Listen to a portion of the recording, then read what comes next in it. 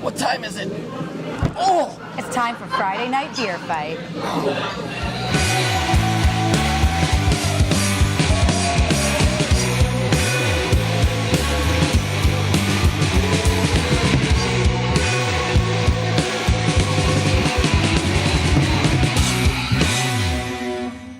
Hi, I'm Carolyn Payne. And I'm Robert Snapsky. And today we're going to be comparing two brown ales, both from Connecticut breweries. There's a lot of variation in brown ale, so we decided to see if there's a regional style. The first contender is Granola Brown Ale from Black Hog Brewing in Oxford, Connecticut. And in the other corner is 1687 Brown Ale from Charter Oak Brewing in New Canaan, Connecticut.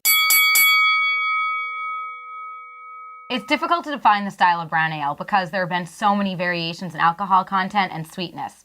So there's no consistent recipe. Right from the start in 17th century Britain, different breweries were using similarly roasted malts, but over time, even that one consistency changed. So each brewery had their own style of brown ale. But they're all just pretty much brown in color. Even though there's lots of different shades of brown. Yeah. But we're going to use the latest scientific method to compare these two brown ales. See? Smell? Sip. So for C first, let's start with the 1687 Brown Ale. All right. And it has a nice, a nice soft brown color, a little bit of a red undertone. Yeah, a little ruby in there, definitely. A nice beige head. That's lasted for a long time. Looks nice and creamy. Mm-hmm. It's nice lacing on the side. All in all, it's a pretty nice beer. Yeah, I like that color. And for the Black Hog. The Black Hog's a lot darker. Yes. And a lot more red. If you hold it up to the light, you get a deep ruby color, almost like a rose actually, color to it. Not much head. Even when I first poured it, it dissipated pretty quickly. So that's a little disappointing for me. But yeah, it kind of has the same quality as a glass of stale Coke. Yeah. Yeah. Well, you got a little bit more on that. A little on more. that top than Yeah. I do. But so what do you rate it?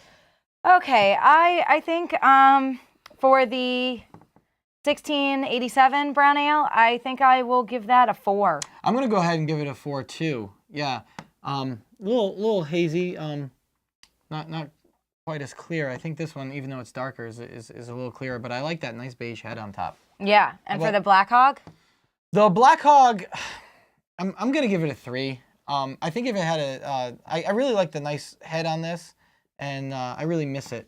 Yeah, I think I'm going to give this one a 2, just because if I saw this sitting in a glass, I wouldn't know even what it was. Is it a glass of soda? Is it a glass of brown ale? Is it's just pretty nondescript to me. So our next round is smell. We're going to start with this 1687 here.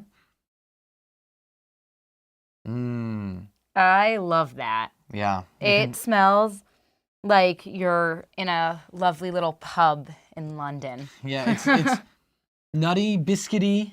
You can smell all those malts. You know, brown ales are really malt-forward beer usually. But I am smelling some hops in there. Yeah. Definitely. All right, let's check out the Black Hog Granola Brown. Whoa, even more of that. I understand why they call it granola. I mean, it smells like straight up granola. Really, really malty. Yeah.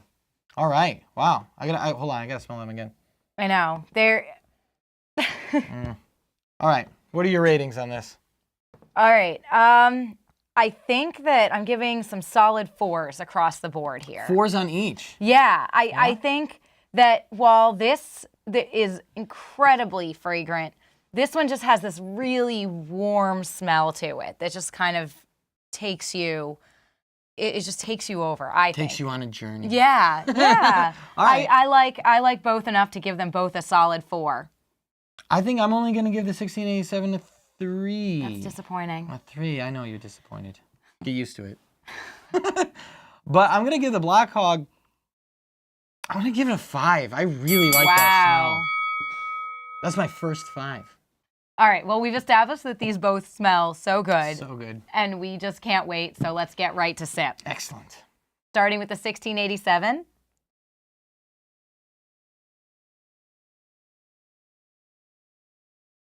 Yeah. That's a lot more, I mean, the malt is definitely there, but that's a lot more hoppy than I'm used to with brown ales. And it's hoppier than it smells. It's way hoppier than it smells. Yeah. Even though you do get some in there, but yeah, it's way hoppier than it smells. And you still get those classic. I'm getting like a cracker kind of a taste from the malt and stuff like that. Right. So. All right. So the Black Hog.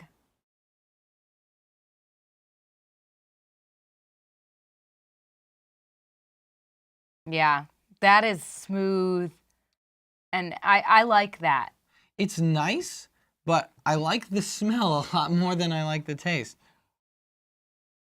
I think it tastes exactly like it smells. You think? I do. Think it's not as strong. The taste isn't as strong as the smell. The smell, I really get that granola smell. I think if it was malty. tasting as strong as it smelled, I think if you got all of that malt and granola, it would not taste good. I think it's a perfect balance where you're getting that smell and then you're getting this kind of more subtle version of that in the taste. Whereas the 1687, from the smell, I thought I was going to be tasting something different. Like, this is fine, but I think this is as good as it smelled. You liked it, huh? I'm a little disappointed by it. All right, so what do you give it for a rating? All right, 1687, when it comes to taste, it's going to a 3. Mm-hmm. For you, for that? I'm with you. I'm sticking with a 3. Middle of the road. I love when we agree. And for the Black Hog? I'm sticking with a 3 for that too. I was prepared to go 4 or 5 by the smell, but I think that's a 4. I think, like I said, it did deliver to me. Yeah. I am getting exactly what I smell in that sip. And the winner with a score of 21 is... Both! That's right, our first tie. First tie ever. Even though they are completely different beers, they ended up with the same score from us. But that's not surprising because, again, there is nothing that defines what a brown ale is. Right, so you have to do lots of testing. That's the fun part. Yeah. So keep tasting and savoring craft beer. And find us on our website and follow us on Facebook. And feel free to offer suggestions of beers that we can battle out. I taste a lot of chocolate.